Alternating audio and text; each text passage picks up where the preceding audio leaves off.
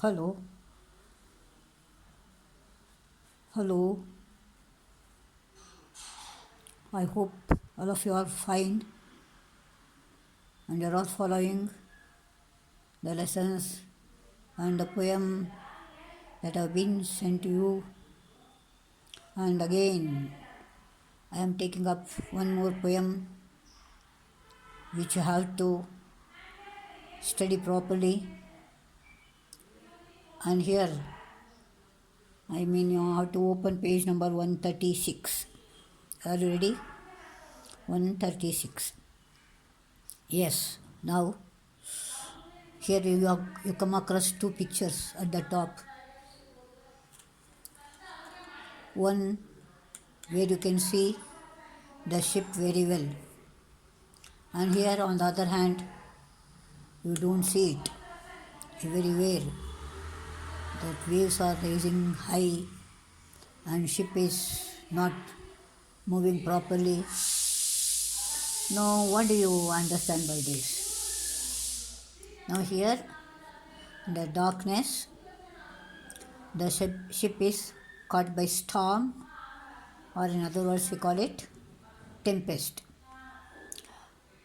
And on the other hand, you see here it's a clear sky, no tempest. The ship has been anchored in the harbor without any harm.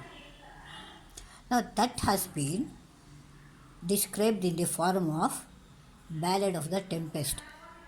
Ballad means, remember in your glossary you will get a narration, that is saying, composition in rhythmic verse suitable for singing.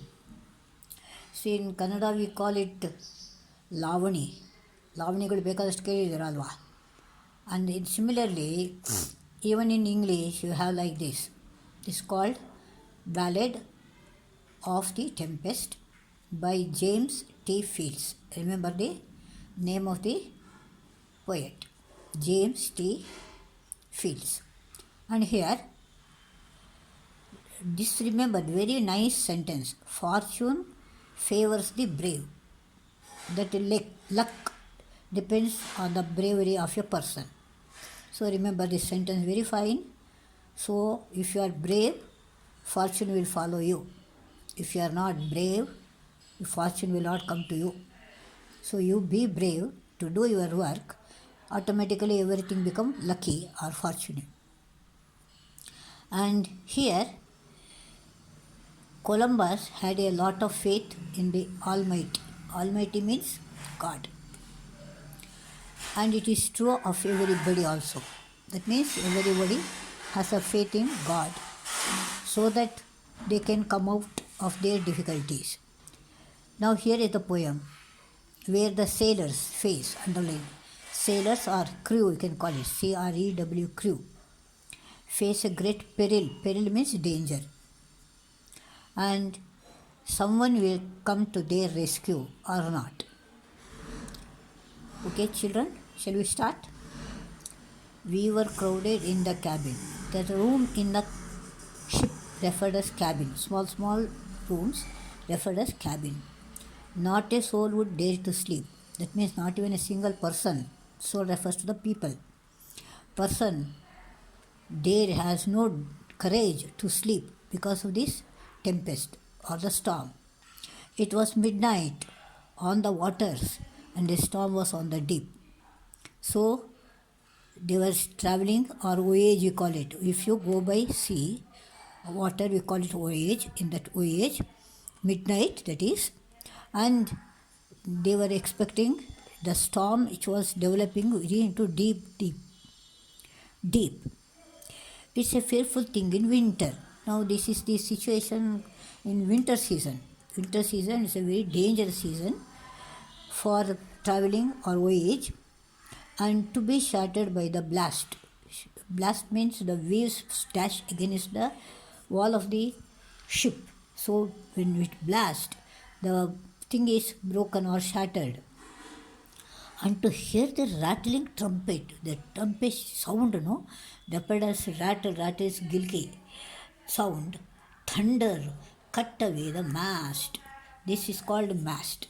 Okay, this one is mast, and if it is cut, then the ship cannot move. Nowadays, different. It is old. So 400 years back, the ship condition was like this, and in those days, they used to put this mast with a cloth, and it would withstand the power of the wind. So the waves were beating against the ship. The poet puts in the form of the person talking, cut away the mast. I think now you have understood what is mast. A cloth covered to raise the or move the ship referred as mast.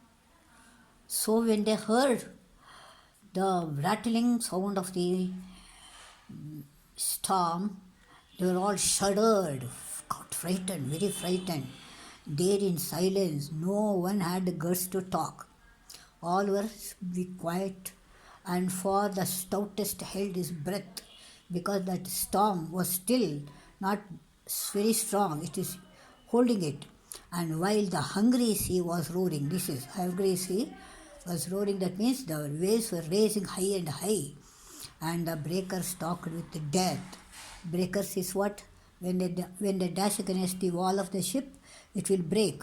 So referred as breakers talked with the death. Remember the figure of speech here? The hungry sea was roaring, the action of man, and breakers talk with. Inanimate becomes animate, referred as personification, remember it. And thus we sat in darkness. Who are we? The sailors.